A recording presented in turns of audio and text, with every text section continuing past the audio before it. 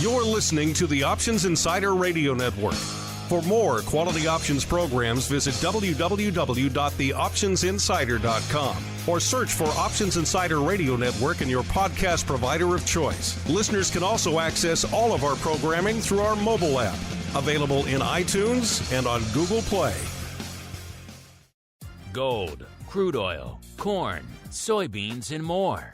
With so many tradable products, the futures options market can be an intimidating place. How can you possibly keep track of the latest trading developments across so many different products? Don't worry, we've got you covered. Welcome to This Week in Futures Options, the program designed to help active futures options traders stay on top of this ever-changing marketplace. Each week, we'll break down the top trades, hot products, volatility explosions, and much more. This Week in Futures Options streams live, so be sure to check out our live stream via the Mixlr app. That's MIXLR. Or join our live chat room at mixlr.com/options-insider. Whether you're an experienced veteran or a newcomer looking to separate the wheat from the lean hogs, This Week in Futures Options has the information you can't find anywhere else. This Week in Futures Options is brought to you by CME Group, the world's leading and most diverse futures and options exchange. For more information and educational resources about futures options at CME Group, visit cmegroup.com/options. And now, get ready to break down the latest futures options trading activity. It's time for This Week in Futures Options.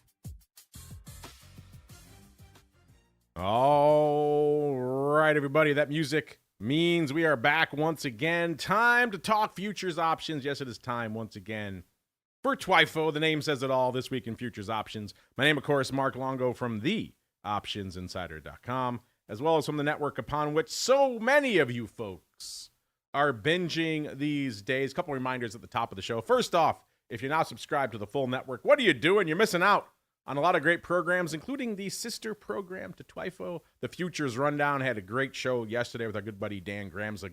Went deep into just about every futures market you could squeeze into a 1-hour show. It was a wild time. So if you're not subscribed to the full network, wherever you're getting your favorite podcast, you are missing out. And of course, speaking of missing out, if you're not hanging out in the pro, theoptionsinsider.com/pro. You're missing out on a ton of great things. Live streams, early access to content, exclusive shows, giveaways, fantasy football this year, all sorts of fun. Theoptionsinsider.com/pro is the place to go. If you always wanted a chance to beat up on some of your favorite network hosts and contributors, now is the time. The fantasy football is a good time. Week 5 in the books. I'm taking on Uncle Mike this week and his crypto-loving squad. We'll see who will emerge victorious. I will say, not to pat myself on the back, Insider Squad moving into first place this week. So we got some good momentum. Can we keep it up? We will find out. As we find out who's joining us on the old CME Group hot seat this week, I'm pleased to welcome back our old pal, Mr. Scott Bauer from Prosper Trading Academy. Mr. Scott, welcome back to TWIFO, sir. Tech, now I'm still celebrating last night's cup win, even though we have 2 more to go. So sorry about that. Are you more of a fantasy baseball guy than a fantasy football guy? No, I am more of a fantasy football, but I didn't get into your league because I was in 5 others already, and my head's exploding with all of those. So my apologies. Would love to do it again next year if given the opportunity. We like to keep it at a manageable dozen. That seems to be the sweet spot for fantasy football. Once you get much beyond that, it's kind of slim pickings for players. If you get too few, then it's kind of everyone's got a million killers. So I think a dozen is kind of the sweet spot. So we kept it at that this year. That said, there's a lot of interest.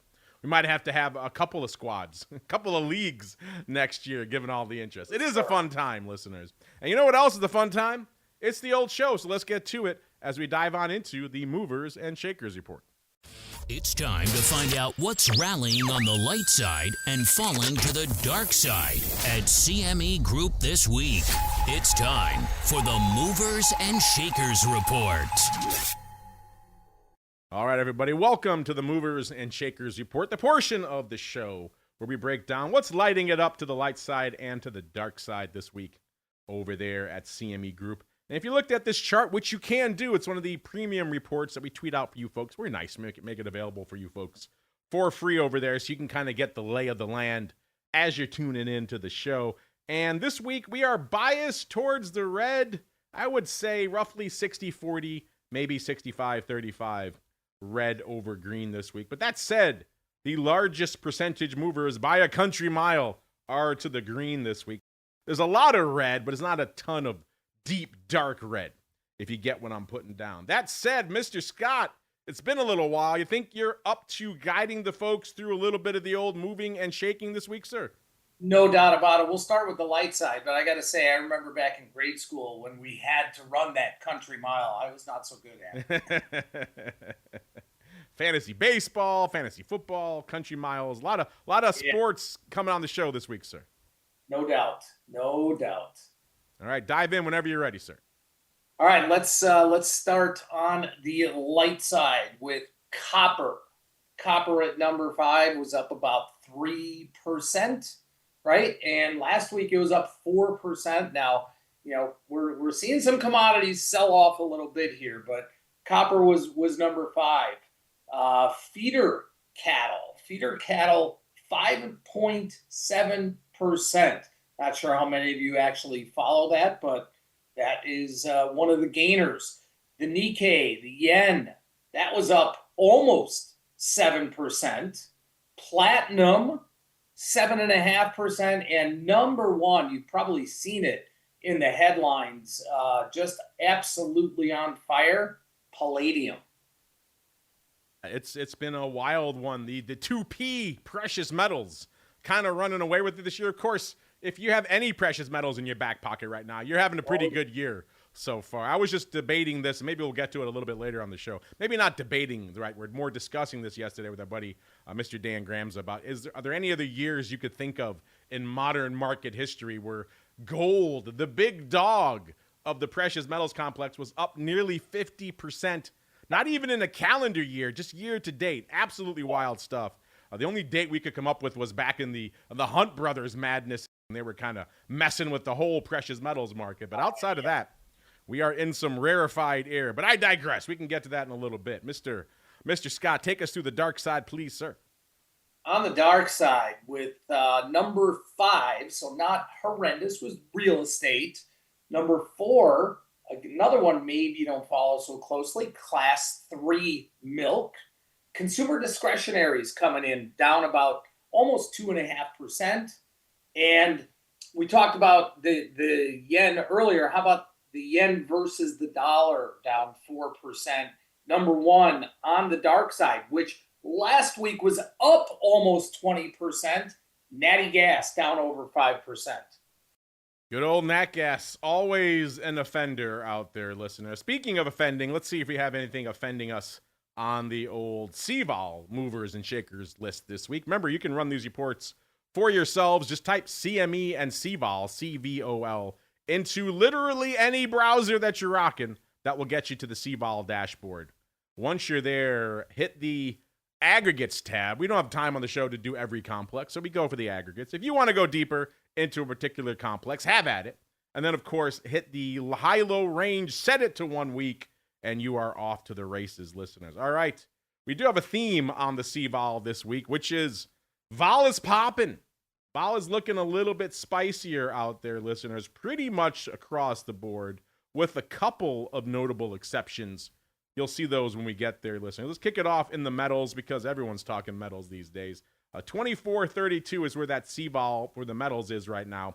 Up nearly 2.6 points just today. That's a big move in the metals CVOL. And that is the high for the week, the low 1948. So almost a 5-point range in the metals CVOL. We don't see that too often. Again, kind of getting back to the rarefied air, the rarefied territory that we are hanging out in the precious metals right now. Below it, we have the commodities CVOL 34.15, up nearly a full point today as well. So getting a little bit spicier today. That is also the high for the week. The low 32.54. So again, 2 for 2 now on names pinning the needle to the upside today from a vol perspective. Below it, we have the Treasury yield volatility, listeners. 83.25, up about 3/4 of a point today. That is pretty much the high for the week. And then the low 80.25 0.36. So again, 3 for 3 now, pinning the needle to the upside right now. Then we get to one of our few departures. We go out to the energy CVOL. Now you might be saying energy. That's interesting that energy would be coming to the dark side from a Bauer perspective. We're seeing some interesting price action in those products right now. But energy CVOL right now, 49.51, up about a quarter today. It's been up the last few days, but other than that, it was down the rest of the week. The low was 49.04, so we have kind of bounced off the low. But the high was 51.27, so we are definitely closer to the bottom of the weekly range than the high there, listeners. Then back to the treasuries we go. The treasury price volatility, not a huge range this week, which is kind of to be expected when you're hanging out at about a 4.25 right now. That is pretty much the high for the week, the low 4.07. And then below it, we go out to FX land. Not a complex we usually talk about, but getting a little bit spicier this week from a vol perspective. 7.51 is where we're hanging out right now. Kind of unched today, but that is the high level for the week. The low, about 6 3/4. So pretty much a 3/4 of a point move. Doesn't sound like a lot, but when you're talking about FX and you're starting around 6 3/4, it's actually a pretty big move. And then bringing up the rare, one of the few that is pinning the needle to the dark side this week, it's the ag CVOL. 17.02 is where it's hanging out right now, off about a third of a point today. It's been getting shellacked all week with the exception of Monday. That is the low print for the week, the high 18.35. So again, ag vol and energy vol coming back down to earth. Everything else pretty much pinning the needle to the upside from a vol perspective this week, which is kind of fascinating. All right, Scott, we did a lot of table setting. We've talked about a lot of complexes already. What's catching your eye? Where should we start our journey this week, sir? I mean, especially with what's happening today, I know gold has been the story and kind of ad nauseum, but that was on the upside, down almost 2.5% today. I mean, that is that's a move. All right, then it sounds like you're telling me you want to start in the metals, sir. All right. I definitely want to go right there. I had a feeling. All right, to the metals we go. Werewolves beware. It's time to explore the options activity in silver, gold, and other shiny things. It's time to talk metals. All right, listeners, welcome to the wonderful world of the shiny stuff. Good time to be talking silver and gold and all kinds of other fun stuff when we're heading into spooky season out there, listeners. So werewolves beware. Go to cmegroup.com/TWIFO. Follow along with us on the show, listeners. Once you're there, you're going to go all the way down to the bottom of that asset class drop down to metals. Then we're going to kick it off in precious. That seems to be where everyone's fixated these days. Gold, silver, platinum, palladium, all the P's moving these days as well. Scott, do you want to start in gold or something else catching your eye out there, sir? Let's just start at the top. Let's start gold. Kind of hard to avoid the big dog out there, listeners. So again, go to the metals, go to precious. Top of the product category is gold. Well, once you do that, listeners, you'll see that we were just talking. It seemed like we were just talking last week on the show about the D's par calls, the D's 4,000s, and thinking, maybe by the end of the year, 4,000 seemed like a doable level, but maybe not in the near term. No, we blew through it this week, listeners. We hit 4,000, yet another new all-time high just this week. Coming back off that now, as Scott alluded to, but still hanging out in some absolutely rarefied area. As I mentioned, up nearly 50% year to date. Just think about that. Say that out loud. Listen, this is gold. This is not some tiny meme stock we're talking about. This is gold, the at least psychological underpinning for a lot of our economies these days, even if it isn't the actual underpinning anymore. So wild to see that important of an asset class, that important of a bellwether for sentiment and everything else, up nearly 50% on the year, even as other products like vol and VIX kind of languishing out there. It's been kind of an interesting contrast. That was our question of the week last week out there. But precious metals, absolutely wild. I have to imagine, Scott, a lot of shiny stuff on the docket over there at Prosper these days, sir. What's catching your eye? Yeah, there's no doubt about it. And full disclosure here, and you might hear this from a lot of people. Yesterday we actually took a short position in gold for the first time in God knows how long. And paid off today, and it was just a good hunch, quite frankly. But yeah, that is front and center. Obviously, silver, that is getting a lot of recognition as well. We talked about this a lot, Mark. It had a lot of catch up to do, and maybe with the most recent run, to 50, maybe that was it, pulling back a little bit today. But boy, if you are an active trader, obviously if you've been on the investing side and you've been in the precious metals, great. If you're an active trader, the volumes are fantastic. Well, let's get to those right now. Is it a hot week in gold? Do you need me to tell you, listeners, yet another new all-time high? Not just any new all-time high. We're not talking 3760 or something like that. We're talking 4,000, about as pivotal of a psychological level as we have on the docket anytime in the foreseeable future. So blowing through that, it's going to bring some kids to the yard, if you will, out there. And that is the case in gold. This is the most active week I've seen. I might have to go back and see. I'm not sure if this is the most active week ever in the history of gold options, but it is blowing the doors off. Usual week in gold options, listeners, 200,000, 225, 250 if things are getting a little active. If things get spicy, 350. Maybe 400, 450 if you're talking wild. 500,000, now you're getting crazy town. We are blowing through all of that, listeners. 654,000 contracts on the tape in gold this week. Just absolutely wild stuff. That means not just everyone, but everyone and their mother and their cousin and their cousin's brother are all trading gold options this week, listeners. So if you haven't been in the gold dance, chances are you are now, listeners. We were talking about those D's pars last week. Looks like December still the focus of all the action out there. A little over a third, about 37% of that just astounding amount of paper going up in the D's contract. Has about 46 days to go. So that's kind of lining up with what we traditionally see in gold. Precious metals, usually it's a lot of upside and it's a lot of longer term stuff out to D's and beyond them. That is the case right now, even though D's only 46 days away, so not quite as long term as we're normally seeing out there. What is the vol you might be saying in gold? Well, it's about an 1840, up about exactly 2 points, which again, kind of contributing to that spike we're seeing in the metals C-vol out there, listeners.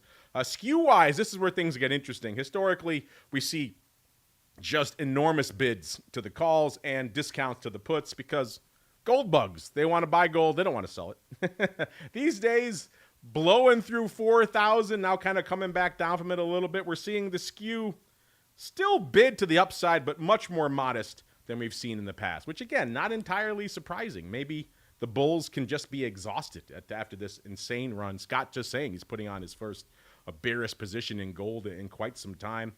The skew may be reflecting some of that. The bulls could just be exhausted. Also, remember, as we keep running, you're going to see that skew rotate, so that could bring in some of the calls as well. Either way, the calls have dropped to about 2.2% bid now. Still slightly bid, but in the annals of gold, that is not a heck of a lot. And the puts are about 2.3% discounted, so still a slight bid to the calls and a slight discount to the puts, but nowhere near as, shall we say, optimistic as it has been in the past. Now, that said, if you go out a little ways, let's say you go out to June of next year, listeners, that bid does creep back in there. The calls are about 7% exactly, actually, about 7% bid, and the puts are about 4% discounted. So that skew gets a little bit more extreme as we go a little bit longer term, as you would expect. But where all the paper is going up right now, this is as close to a coin flip skew as we've seen in gold in a while. Not a heck of a lot of a bid or a discount, really, in either direction out there.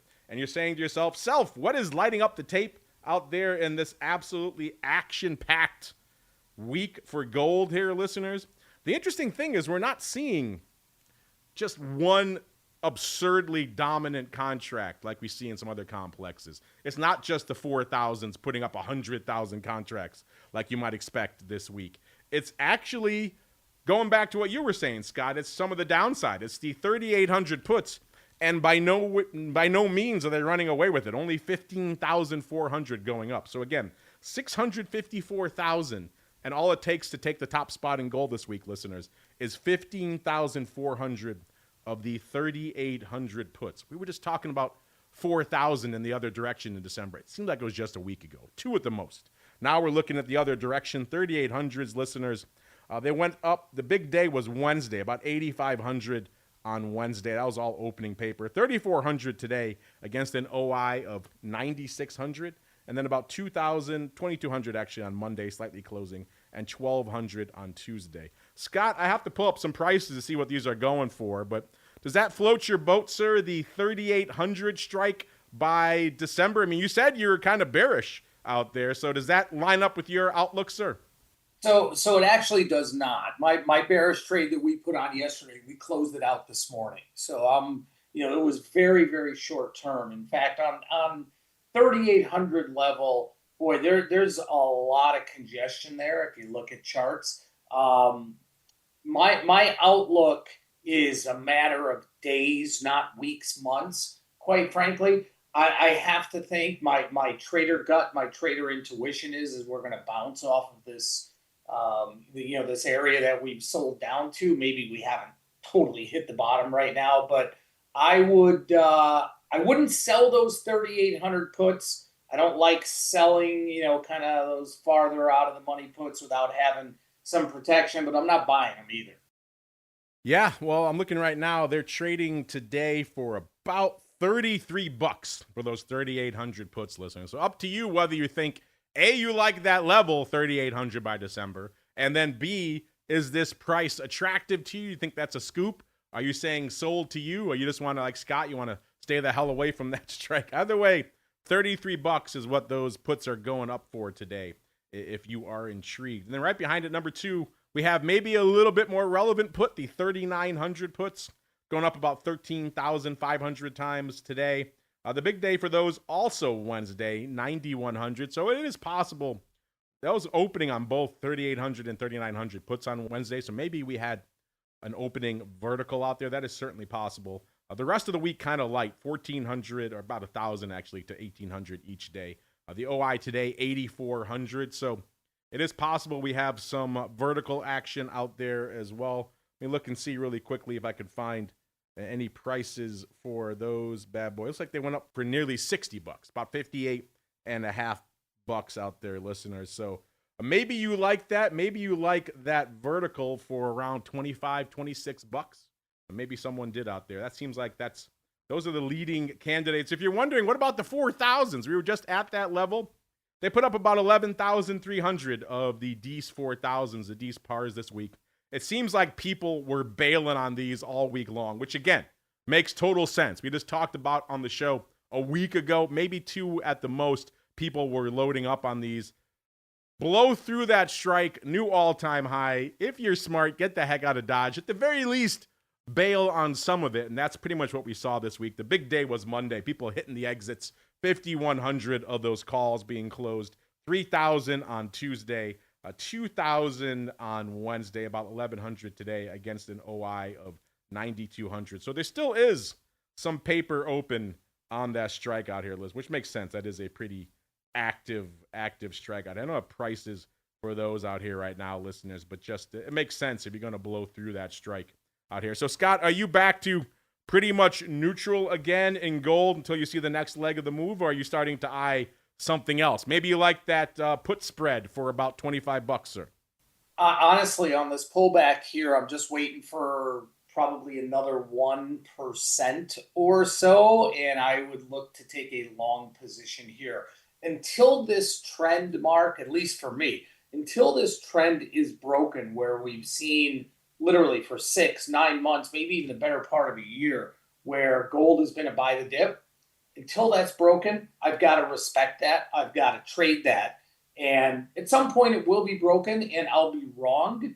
But now is one of those times that I am really looking heavily into either selling some put spreads that are near term or actually buying some call spreads on the upside.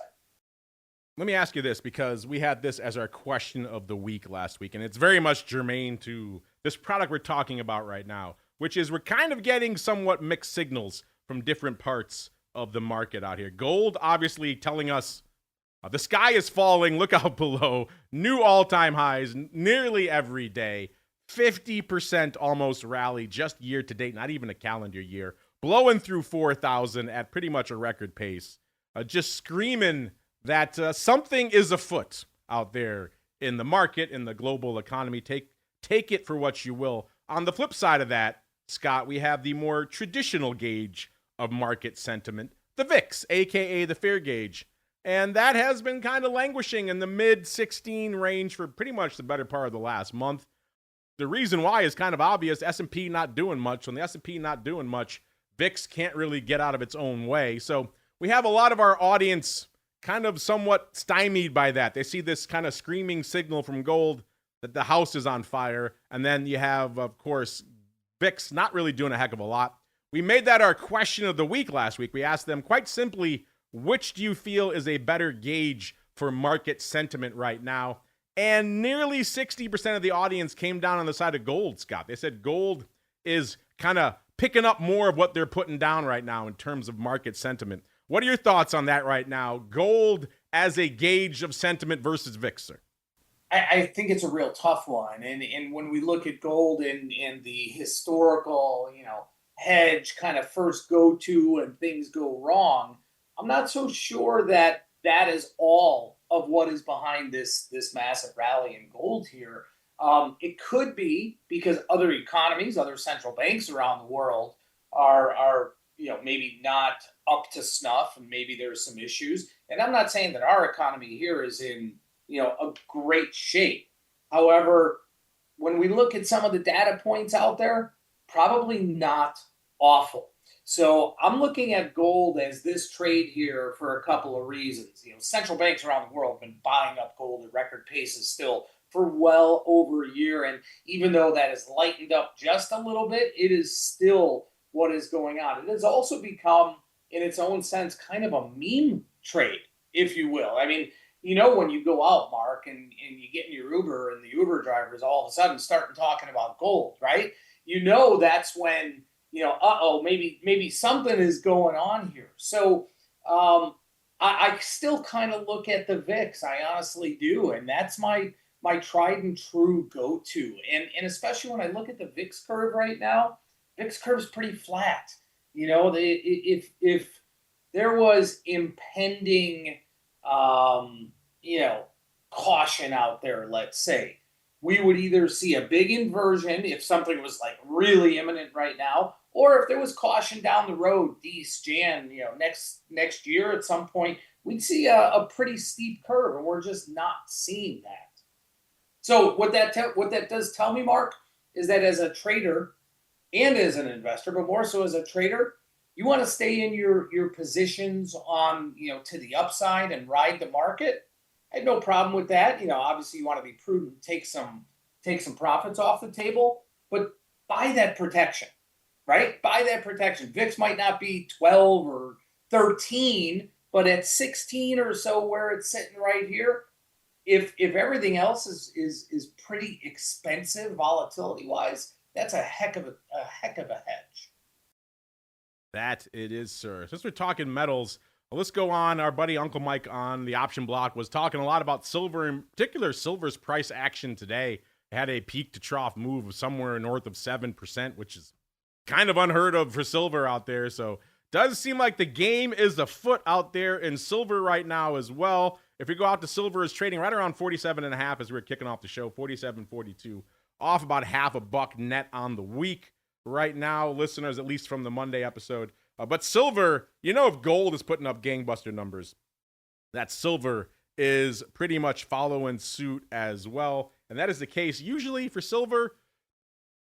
Quiet week, 25, 30,000. Decent average week, I would say. Average a decent week, 50,000, maybe 60,000 contracts if things are getting spicy. 96,000 contracts on the tape in VIX this week. So folks are coming to play in the precious metals options this week. Once again, we're going out to December. That's where 31% of the paper is going up this week, so we're going to hang out there.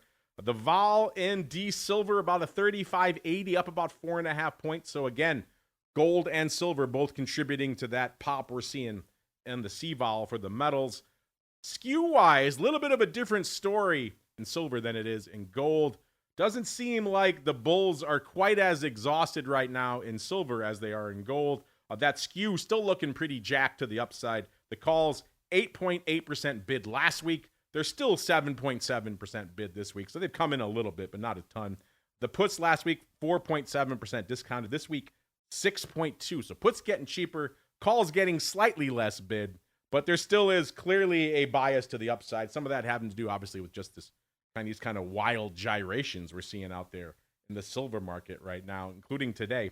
And the hot option out there in silver this week, it's kind of a close fight.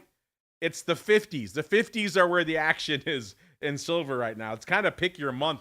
In December, there's about 2,900 going up. In January of next year, there's about 2,800. So it's kind of neck and neck with the Dees 50s. Doesn't that sound wild? The 40s sounded outlandish not too long ago. Now we're talking 50s. Scott, are you a big silver guy? And what are your thoughts on these kind of wild moves? I mean, like I just said, we were just talking 40s being kind of a bit of a bridge too far, and now we're talking 50s, sir. Well, I was pretty big on it, as we've discussed in the past, in relation to gold. It had a lot of catch up to do, and it covered a lot of ground. Certainly, I think silver is the similar trend, similar situation as gold. On a pullback, you got to buy it. Now, where is that pullback price-wise here? I think it's probably a little bit further down, just like I think it is in gold as well. But I would certainly be looking at, and again, this is more of a short-term play. This is not a longer-term investment whatsoever. I think that if we get down to the, let me get up my chart here, 44-ish area, which I know is still, what is that, another 7%, 8% or so. That's the area I would look on a pullback to buy back in. And until that trend is gone also, which it's not yet, trend is your friend, Mark. The trend is kind of inescapable out there in the precious metals right now. If you wanted a theme for the year, listeners, just buy precious and buy crypto, and you're doing pretty well out there. You sprinkle a little bit of just broad equity indices, you're doing pretty well across the board here. Again, the 50s in December are where the action was this week in silver. About 2,800 of these going up. The big day was Wednesday, 1,300, mostly opening. Today, nearly 1,000 and kind of a few hundred the rest of the week. OI on that strike, about 3,300. And then if you're wondering what we have, Dees, these are the Dees 50s. These are trading for almost $2, about $1.97. So maybe you decide whether that is a good price for you, or maybe you decide, sold to you. In which case, maybe you got $2 waiting for you out there. It's like we have some verticals going up today as well. It's like the 50-52 going up. So a lot of action out there today, but also we saw action on the 50s out there in January as well. The same day, looks like Wednesday was the big day for silver, at least in terms of options flow. 2,000 of the Jan 50s going up against looks like 2,000 of the 52. So we have a 50-52 vertical. Seems like for whatever reason, that is everyone's favorite vertical this week. It traded in November for about 45 cents. I don't have the prices for January here, but clearly opening on both legs. So a little bit of a tight upside vertical, but we've seen wilder things out there right now. And it looks like that's the big driver for that. So we're not seeing a roll from Dees to Jan. If anything, it's opening on all of these legs. Scott, any of these float your boat? Dees 50s for about $2, or maybe you like a Jan 50-52 vertical. Maybe that floats your boat a little bit more, sir. I'd rather go with the vertical, to be quite honest, especially with vol up here a little bit and making that, a little bit richer. But yeah, I would much rather do the vertical. I would actually probably do it a little bit wider than that, which, in the past, before this big run up, you probably wouldn't even consider doing something wider than a couple bucks, $2.50 wide. But I definitely like the vertical here. Yeah, it does seem if you're trying to capture this big move, that's a little tight. That's a little tight for trying to capture these wild moves in silver, but interesting stuff nonetheless. I mentioned the 50 strike is kind of the place. Also in November, we saw the 50s going up about 2,400 times. So again, the 50 strike across the board is where all the action is in silver this week. They traded 1,500 times just today, the Nov 50s. Looks like those are going up for prices around... They're going for about 91 cents today, listeners. So up to you whether you like those better. than the nearly $2 for the Dees out there. Looks like we also, like I said, also have some verticals going up today. The 50-52 in November going up for 45 cents. So it's the 50s straight up and the 50-52 verticals that are dominating the tape out here in just about every month in silver this week. So kind of interesting stuff. Scott, we talked some precious. We could explore some more precious if you like, or perhaps there are some other complexes that are catching your eye this week, sir. I think we got to look at palladium. All right. Palladium, you're right, is dominating the list out here this week. So let's keep it going. Drop to the bottom of that product list for the precious. Again, palladium, not quite the options juggernaut, shall we say, that gold is, and not even silver, putting up a whopping 6,000 contracts this week. Well, let's hope weeks like this up 18%, that maybe that will gin up a little bit more options flow. If you're not out there watching palladium every day, it's hanging out a little bit north of 1450 right now in that front future, 1452 and a half, up a whopping 160 handles, or about 12.33% just since Monday. Obviously, you go back to our end of our show last week, it's up over 18%. So wild stuff out here. Scott, what's catching your eye in one of the two P precious metals that's doing pretty good this week? Well, looking at palladium futures here, first off, just outright here, if you look at this chart, okay, I mean, you see it pretty close to what we're seeing in the other metals. I mean, just a complete vertical line up, right? We went from, what is this? Just literally the beginning of the month. So 8 days ago, from, the 1200, 1220 level, peaked out at 1550. I mean, that is just a binary vertical move here. Along with that, obviously, though, we're seeing, volatility spiking up as well. So if you look at the, the open interest and some of the contract volume, obviously palladium is not as closely watched or anything like gold or silver is, but there's still a lot of upside there. In fact, I'm looking at these 1500s, which we're now way beyond that here, at least for the future. The futures here, I'm looking at the Dees 1500s with an open interest of 1,800 of those, which someone is really happy because those are so far deep in the money. And these 1645s also, there's over 2,000 of those, which is, that is a big number. That's a big number. So there's obviously some interest. And if you go further out of the money, Mark, take a look, and I know you did probably, that in Dees, look at the 1900s and look at the 2000s, the open interest there. Yeah, 2000 seems kind of wild, but it is a hot option this week, listeners. Like we said, 6,000 contracts going up in palladium this week. 91% of that going up in December. So yeah, we're going to hang out there, listeners. And as Scott mentioned, it's kind of an upside strike palooza.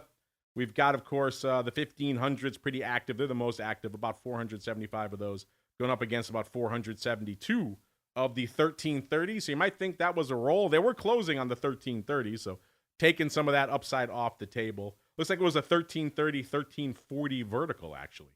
Went up about 450 times on Monday. Paper closing that. So talking about tight verticals. $10 wide vertical in palladium. Yeah, you're going to blow through that really quickly, and looks like they did. Then we have, of course, the 1500s trading about 300 times on Wednesday. Looks like paper bailing on those as well, which, again, makes sense. You're blowing to the upside. You're going to want to take some of these profits off. Also closing about 200 of the 1700s on Wednesday, total of nearly 500 of those trading. And then the 2000s, as Scott was alluding to, looks like paper may be rolling from the 1700s up to the 2000s. About 200 of those are trading on Wednesday alone. So bit of a roll. Again, I can't argue with that approach. If you want to take some off and then live to fight another day, keep the party going. By the way, if you're wondering, what is a Dees 2000 call going for in palladium right now? It's a whopping $41. So there's still some juice on that 2000 strike. If you want to get a little bit meatier, how about the 1900s for about $34.50, listeners? And we also have the 1500, 1600 vertical in December, going up today for about $30. So that actually seems kind of interesting level for a very tight vertical. So Scott, have you been you and your folks at Prosper? You guys sling a lot of palladium. I mean, again, it's not the most liquid of markets. So you kind of have to pick your entry and exits, but the moves you can't deny, sir. No, we don't. We stick mostly to the big guys here, but obviously that's popping up on everyone's radar, which is why we had to talk about it. All right, sir, you're in the driver's seat. Where do you want to go next? Boy, I guess we could go to energy. Energy's been pretty hot, especially with that big move last week to this week in Nat Gas. Energy very hot. So to that complex we go. Listen. It's time to tap into the deep options well of black gold, Texas tea, Nat Gas, and more. It's time to talk energy. All right, listeners, to Nat Gas we go. This is another product where it seems like just last week, and I think it was just last week, we were talking about downside puts. I think there were the Dees 2, and not even Dees, they were 2 week out, 2 3/4 puts. We were hanging out around the 3 1/4 level, which is pretty close to where we're hanging out right now. 326 or so in that front future, off about 6 cents on the week. Of course, if you go back to the end of our show last week, we were off a little over 5%. The week before it was up nearly 20%, 19.1%. So it's been a wild couple of weeks out here in Nat Gas. Our buddy Dan was talking about maybe if we retested that 290 strike, then it could be look out below. Of course, we did anything but. We kind of exploded to the upside before kind of coming back to settle down around this strike. And I know a lot of people in our pro chat were talking about Nat Gas, maybe selling those puts, but they were only trading for about 6 cents, so it wasn't that attractive on the put side. And also getting long some futures. If that was the case, you did all right this week as long as you got out at a decent level out there. Like I said, we're hanging out kind of back to where we started this whole journey a few weeks ago, right around 3 1/4 right now. Scott, it's been kind of a wild couple of weeks out here in Nat Gas. What's been catching your eye, sir? Oh, there's no doubt about it. What really caught my eye and stood out was if you're a technician, if you're looking at technicals at all, 200-day moving average was at 345, 346 area in Natty Gas, and it almost hit it to the penny, and we saw a pretty decent drop off of there. And from a volume standpoint, on the future side, that area of like 320-ish up to 347, 48, that's a sweet spot here. There's a lot of volume being put in there. So I wouldn't kind of count against Natty Gas maybe dropping down to the bottom of that huge volume area, which is around 317, 318, that area right there. But boy, again, looking at these charts, that 200-day moving average, boy, did that thing hold. Yeah, just absolutely wild action out here in Nat Gas these days. And that is reflected in the volume out here. 800,000 contracts almost exactly changing hands out here in Nat Gas this week. So nearly 2x a kind of normal week out there in Nat Gas. Of course, what is normal in Nat Gas anymore? That's a very subjective thing. Interestingly enough, we were talking about Nove on our last show. We're talking about November again. That has about 19 days to go.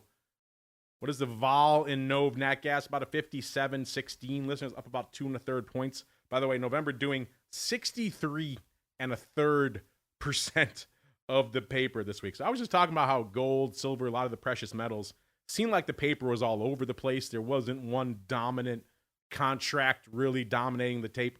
That is not the case in Nat Gas. Everyone this week and their mother and their brother was coming to play on the November 3 puts. They put up 108,000 contracts by themselves. So that's more than silver by itself. Listen, it's just on these 3 puts. Again, just absolutely wild paper. Looks like paper was opening them pretty much every day this week. In fact, looks like we were right around 25 to 29,000 contracts opening every day this week. So folks just absolutely piling into these 3 puts in November all week long. If you're wondering, average prices on these bad boys coming into today was right around 6 cents. So maybe you like that as a flyer. We were talking about the 2 3/4 puts being around that level not too long ago. So maybe you like that as a flyer, a little bit of a nibble to the downside.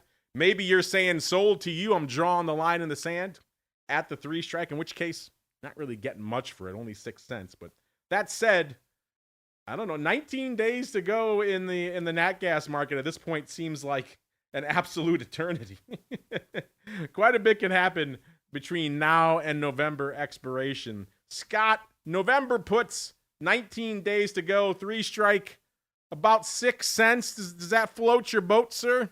It does. It actually does, because it gives me kind of some leverage. It gives me the opportunity to maybe go out and sell something else against it. That from either a volatility or a dollar standpoint might be a little bit better. So I like those a lot. I know that's below the area that I had just talked about, around that 317, 318 area. But Mark, we as traders, we all like to have what's known as those bullets, just to have in inventory. So I am definitely more of a buyer of those than I'd ever be a seller. Those definitely qualify as bullets. And 19 days may not sound like that long, but in the annals of Nat Gas, where it seems like most things go up in the front couple of weeks, 19 days is actually decent duration. So you're getting a decent little clip. You're not spending a ton for those. If you're looking for a cheap little flyer, or maybe like Scott, you want to load up your gun with some bullets, you could do worse than these. We have seen Nat Gas threaten that strike pretty quickly in the past. So if it comes to pass, it'll probably come pretty quickly. So maybe that is your huckleberry for this week, listeners. It is clearly, a lot of people are flocking to that strike right now. It is definitely the option du jour, and indeed option of the week out there in Nat Gas. If you want, again, our old pal, the 2 3/4 puts, they're number 2 out there, doing about 63,000 contracts out there. That's a long way to go for whatever couple of cents you're saving buying the 2 3/4 versus the 3 puts. You're probably better off just taking the better strike. Yeah, the 2 3/4 puts are back to 1 to 2 cents. So pay the couple extra cents if you're looking to buy them, listeners, and buy the puts. I guess you can do that vertical if you really want to sell an option for 1 to 2 cents. Looks like some folks were doing that this week. Wasn't a ton of verticals, but we have some going up out here this week. Maybe some folks earlier in the week were actually rolling from the 2 3/4 puts up to the 3 strike. That makes a little bit more sense out there. We had closing paper on Monday and Tuesday on the 2 3/4 puts, and opening, and doing it on a roughly 2-to-1 ratio on those puts. So kind of interesting there. Then behind it, if you're looking for some upside, looking for some call action, there was the 4 calls, which seems like just a distant memory now, Scott. The 4 strike. They went up about 48, almost 50,000 times today. The big days were Tuesday and Wednesday, 16,000 on Tuesday, mostly opening, about 14, almost 15,000 on Wednesday, slightly closing, and then about 7,000 today against an OI of 31,000. Scott, it didn't seem that long ago that the 4 strike was kind of part of the conversation. Now it just seems like a distant memory, sir. Do you concur? Yeah, I mean, that's how quickly things can change here. And as we talked about at the top of the show here, with Nat Gas being on far into the bright side last week, before the turn of events here. That's how quickly this stuff turns around. Yeah, it looks like the 4s, I mean, they're pretty far out of the money, listeners. The 4 is going for about 2 cents, right? We saw some D6s trading this week as well for a whopping 2 cents, which is wild. In fact, a couple of thousand of those trading today, which is kind of interesting. If you like a little bit more relevant stuff, how about the Nove 3 3/4 $4 call spread going up about 1,500 times today? That's trading for what looks like about not much either there, only about 3 cents for those bad boys as well. So maybe you like a little bit of a vertical. I mean, you could buy that, and you could buy the 3 puts and have a nice little strangle, effectively, listeners. And you're not shelling out a lot. You're selling out 9 cents, maybe a dime for that bad boy. So there you go, listeners. If you want to really throw some money after some Nat Gas this week, there you go. Some cheap flyers on the docket for you out there. Scott, we're coming up again, so you probably got time to squeeze in one more product or complex. Where should we set our final gaze on this week, sir? Yeah, we can look at crude. Let's look at crude. Oh, we'll keep it in energy then. To crude we go, listeners. That's pretty easy for us. Just pop out of that Nat Gas drop down. Go up 2 slots in product family to crude oil. Then in product, we're going to go, of course, to our old pal, WTI, listeners. Some news obviously coming out of the Middle East this week, so that usually tends to drive a little bit of action out there. Also, we had OPEC coming in recently as well. Those tend to drive a little bit of action, and we're seeing a little bit of action. Not as explosive volume numbers in WTI this week as we're seeing in Nat Gas, but decent numbers, about 530,000 contracts on the tape. That's roughly 75, 80,000 contracts more than we expect this time of week. So a little bit of action out there. WTI holding right around that 61 level, 61.30 as we kicked off the show, gaining nearly half a point, about 2/3 of a percentage point out there this week. If we go back to the end of our show last week, WTI is up about 1.5%. So managing to kind of tread water here. There's been a lot of people talking, Scott, about this 60 handle. And if we break it, what happens next? The conversation used to be 65. We break through 65, look out below. Now the conversation has switched to the 60 handle, sir. What are your thoughts on what we're seeing out there in WTI this week? Well, especially if you go out to like the December contract here and look at some of the put volume on the downside, you're seeing on the 55 and the 50 lines, both over 10,000 in open interest. And then you go lower than that, and there's still pretty decent volume, pretty decent open interest out there. So I think people are looking at that and saying, you're right. If it breaks 60, look out below. Now I look at that and I say 60. Yeah, it's one of those nice big round numbers. To me, technically, doesn't mean a ton normally, those big round numbers. But looking at the charts here, we got down to 60-30 just a couple weeks ago, and we hit almost that same level back if you go back to the end of May, early June. So that could be a pretty critical level, not just one of the big round numbers, that if we do break that 60, which is held as support, there's a couple straight shots down here looking, maybe down another almost 10% from there to 54, 55 range.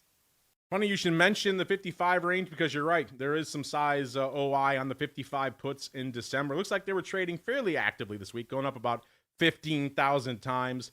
Seems like paper mainly bailing on those. Also maybe putting up a 55-60 put vertical today about 4,000 times. Although the OI on both strikes is kind of similar, so they could be maybe bailing on that this week as well. In fact, looks like the 50 puts also trading about 4,000 times this week. So maybe we have a bit of a funky ladder going up out there this week, listeners, with the 50, 55, and 60 puts in December. If we get a little bit closer to home, that's where more of the action is that's going up out here in November, listeners. This is effectively a weekly now, only about 7 days to go, and a lot of action on these weekly 60 puts in November, trading about 22, almost 23,000 times this week. So pretty active stuff. The big day was actually Wednesday, about 7,800. Looks like mostly opening there. 7,000 today against an OI of 27,000. So there is size OI on the 60 puts in November as well, as you would probably expect. And then we have about 4,100 on Tuesday. Looks like mostly closing. And then 3,300 again on Monday. So it's been back and forth on this 60 put strike pretty much all week long. Not to be outdone, there is some upside. That's 65 calls trading about 16,000 times this week. Also in November, those are coming in at the number 2 spot this week. The big day was actually today, about 5,000 today against an OI of 14,000. So paper could be taking those off. They could be rolling the bones. Say we're heading back to 65. 65 in 7 days. That seemed like a bridge too far, listeners. Either way, they're trading pretty actively today. And then we have about 3,600 each on Tuesday and Wednesday, mostly opening. And then about 3,500 going up on Monday. Let's look here really quickly. Those Nov 60 puts trading for about 42 cents. So if those intrigue you, again, you only got about a week, but maybe you like that as a bit of a rolling of the bones. 65s that we were just talking about, trading pretty actively today. Those are going up for about 16 cents. Again, that seems like a bit of a climb by the end of the week, but maybe on the plus side, you're not paying that much. Scott, either of those float your boat? We're talking Nov now, so only about a week to go. Nov 60 puts for 42 cents, or we got the 65s going up for 16 cents, or are you just all in on those roughly nickel puts in Nat Gas still, sir? I'm not all in. We'll say 70% in on those. I don't really like those Nov contracts. I don't. In crude here for me, It's going to take a lot, in my opinion, to see a break one way or the other in that amount of time. I'd rather go out a little bit further, and quite frankly, I still think this is as gold and silver, like we talked about earlier, we're buy the dips. Crude is absolutely a sell to rip still. That the trend is the opposite is in those metals. So I would probably be more inclined to buy the downside puts. Yeah, I'm with you. I was kind of surprised to see so much Nove lighting it up this week, especially 65s. That just seems like at least nigh on insurmountable level over the next week. Again, anything could happen. We have some tumult happening in the Middle East right now. Hopefully a settling down of some of that tumult, which usually doesn't lead to a ton of upside in WTI, but we've seen wilder things out there. Again, 60 puts, I probably, gun to my head, I probably would have to lean that way as well, even though it is a little bit more pricey than the 65s. Obviously, a little bit more meat on the bone on that strike versus the 65s. That music means we have to leave it there for this week, listeners. What a journey. Going all the way through the metals. Everyone's obsessed with the metals these days. They are inescapable. And then tidying things up with some action. I can see Scotty's busy trading as we're talking. He's just gobbling up all of those Nat Gas 3 puts as we're talking, sir. You bet. So put the mouse down for 2 seconds while we finish the rest of the show. But that said, Scott, if folks are intrigued, they like what we were talking about today, maybe they want to hit you up and talk some more about cheap Nat Gas puts or the metals, or I know your bread and butter is mostly in the equities. We didn't even get there today. It shows what a wild week it is. Where should they go? What should they do, sir? ProsperTrading.com. They're live every day. We are with our students during market hours, and we're going to discuss the kind of things that you hear right here with me and Mark.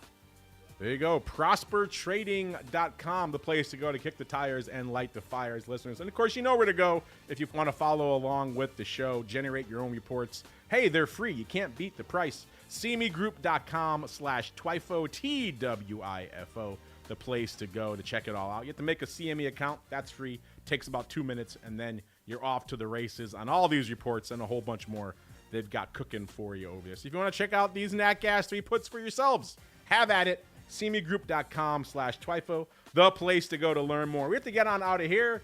Back again in about an hour, listeners, to talk about all the action that lit up the options market today on the newest addition to the network, the Hot Options Report.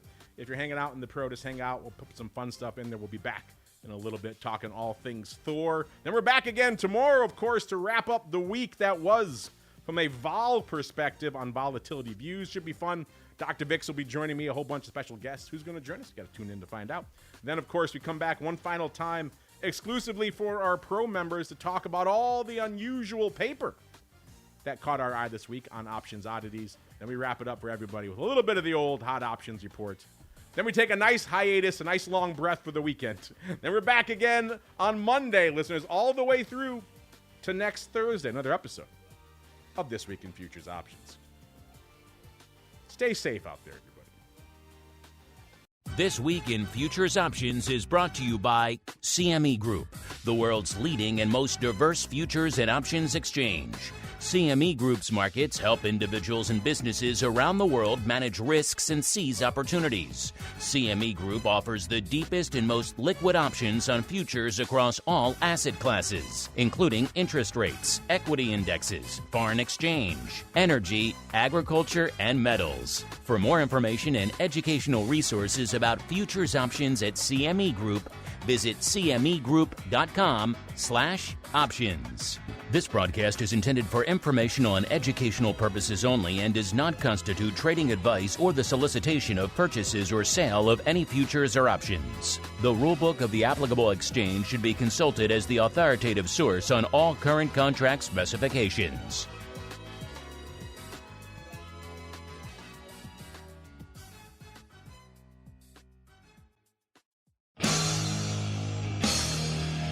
You're listening to the Options Insider Radio Network. For more quality options programs, visit www.theoptionsinsider.com or search for Options Insider Radio Network in your podcast provider of choice. Listeners can also access all of our programming through our mobile app, available in iTunes and on Google Play.